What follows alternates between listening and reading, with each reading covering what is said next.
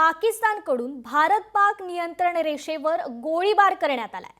पाकिस्तानी सैन्याकडून गुरुवारी रात्री हा गोळीबार करण्यात आलाय। गोळीबाराला भारतीय सैन्याकडून प्रत्युत्तर देखील देण्यात आलंय।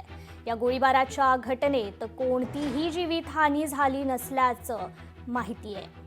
गोळीबाराला भारतीय सैन्याकडून प्रत्युत्तर देखील देण्यात आलंय। गुरुवारी रात्री हा गोळीबार झाला। पाकिस्तान सैन्याकडून हा गोळीबार करण्यात आलाय। पाक नियंत्रण रेषेवर हा गोळीबार झाल्याची माहिती प्राप्त होतीये। पाकिस्तानी सैन्याने गुरुवारी रात्री नियंत्रण रेषेवर काही ठिकाणी गोळीबार केला। भारतीय लष्कराने त्याला प्रभावीपणे प्रत्युत्तर दिले।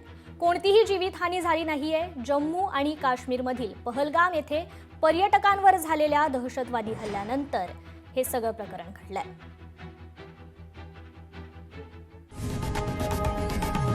लोकशाही मराठी ऐका, पहा, जागरूक रहा।